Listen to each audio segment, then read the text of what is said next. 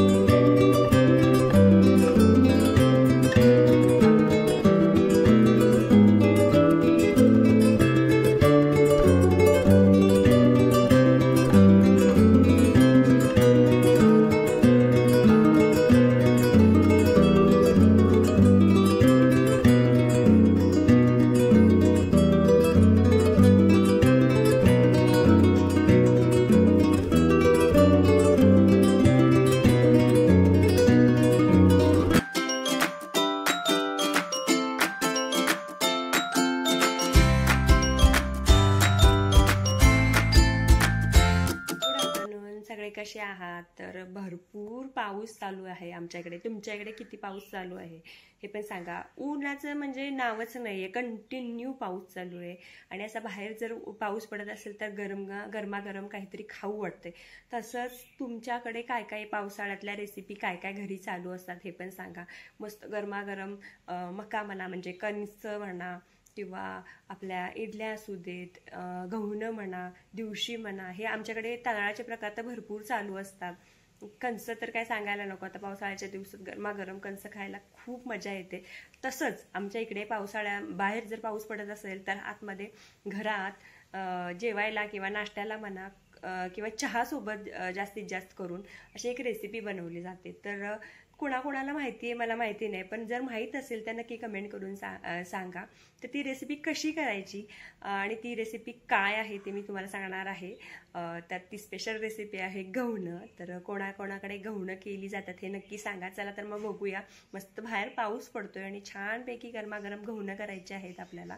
तर ती कशी करायची आणि ती भाजायची पद्धत किंवा करायची पद्धत, जी काही सगळी प्रोसेस आहे, मी तुम्हाला सगळं काही दाखवणार आहे या व्हिडिओमध्ये. व्हिडिओ कंटिन्यू बघत राहा. चला मग जाऊया आपण डायरेक्ट किचनमध्ये. पहिला मी चहा ठेवलाय. आता मस्तपैकी बाहेर पाऊस पडतोय, चहा पिऊया आणि मग सुरुवात करूया. चला मग या सगळ्यांनी चहा प्यायला या. सुरुवात करूया चहाने आता. गव्हाणं हा चंदगड तालुक्यातील एक पारंपरिक आणि जुन्या पद्धतीचा पदार्थ आहे किंवा रेसिपी आहे, जी खूप आधीपासून बनवली जाते. आजी पंजोबा त्यांच्याही आधीपासून बनवली जाणारी सोप्या साध्या पद्धतीने घरगुती पदार्थापासून किंवा घरगुती तांदळाच्या पिठापासून बनवली जाणारी ही रेसिपी आहे. त्याच्यामध्ये फक्त मी कोथिंबीर चवीसाठी टाकलेली आहे, थोडंसं मीठ. अर्धी वाटी जर तुमचं पीठ असेल किंवा 1 वाटी पीठ असेल तर 1 ग्लास पाणी घालायचं आहे आणि असं पातळ पीठ करायचं आहे. बघा, एकदम पातळ, पाण्यापेक्षा थोडंसं जाड असं पातळ पीठ करायचं आहे. चवीनुसार मीठ घालायचं आणि एकदम तवा गरम करायचा. कडकडीत तवा तापला गेला पाहिजे. रासोळी बघा तुमची कशी झाली ही म्हणजे चांगली झाली ही ओळखण्यासाठी रासोळीला होलं पडायला पाहिजे, तरच तुमची रासोळी व्यवस्थित झालेली आहे किंवा गव्हाणं व्यवस्थित झालेलं आहे तुम्हाला ओळखायचं. तवा एकदम कडकडीत गरम करायचा, त्याला तेल लावायचं. नाही बघा, वाटीत ते पीठ घ्यायचं जे आपण बनवलेलं आहे आणि हळूहळू असं गोल गोल गोल गोल आपल्याला ओतून घ्यायचं आहे. हे बघा, ओतताना हळूहळू त्या पिठाला किंवा त्या गव्हाण्याला जेव्हा होलं पडतात तेव्हा हे तुमचं खरं गव्हाणं आहे हे ओळखायचं. त्याला होलं पडलीच पाहिजेत तरच हे तुमचं खरं गव्हाणं आहे. आणि पातळ कन्सिस्टन्सी बघा पिठाची एकदम पातळ आहे. तर त्याच्यानंतर आपल्याला वरती एक झाकण ठेवायचं. झाकण नाही ठेवलं तरी चालेल. झाकण ठेवल्यानंतर 2 मिनिटासाठी झाकण ठेवायचं. झाकण काढायचं आणि मस्तपैकी बाजू पलटून घ्यायची. त्यानंतर हे बघा कशी जाळी धरली आहे बघा. अशी जर जाळी धरली तर हे तुमचं परफेक्ट गव्हाणं झालं हे समजायचं. तर परफेक्ट गव्हाणं कशाला म्हणतात तर याला म्हणतात. जर तुम्हाला गव्हाणं लगेच चहासोबत खायचं असेल तर लगेच घडी मारली तरी चालते, नाहीतर अशा थापड्यामध्ये किंवा बुट्टीमध्ये हे बघा अशी घडी करून, म्हणजे अशी जशी भाकरी आपण किंवा चपातीची घडी मारतो त्याची घडी करून एकामेकावर असं ठेवायचं आहे. आणि चटणीसोबत तुम्ही खाऊ शकता. ही इडलीसोबत जी चटणी बनवतो तर ती ही चटणी आहे खोबऱ्याची आणि फुटाण्याची डाळ. ही रेसिपी मी तुम्हाला वेगळी देते, किंवा मागच्या व्हिडिओ बघितले तर त्याच्यामध्ये ही रेसिपी आहे. तर याच्यासोबत तुम्ही खाऊ शकता. जर तुम्हाला चहासोबत लगेचच खायचं असेल गव्हाणं तर तुम्ही लगेचच फोड मारून खाऊ शकता. जर तुम्हाला थोड्या वेळाने खायचं असेल तर तुम्ही एका बुट्टीमध्ये ते पसरून ठेवायचं आणि गार झाल्यानंतर मग घडी मारायची आहे. त्याचं कारण असं की घडी मारला तर लगेच ते चिकट होतं, त्यामुळे चहासोबत खायचं असेल लगेच तर घडी मारलं तरी चालतं.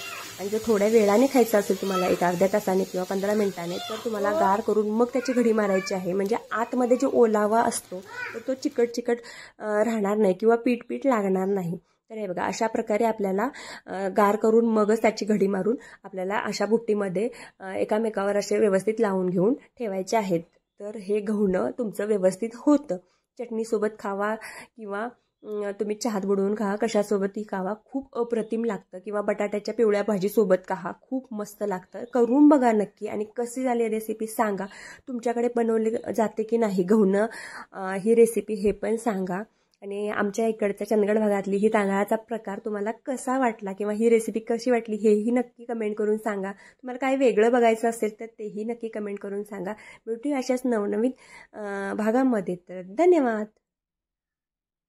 या सगळ्यांनी जेवण करायला या.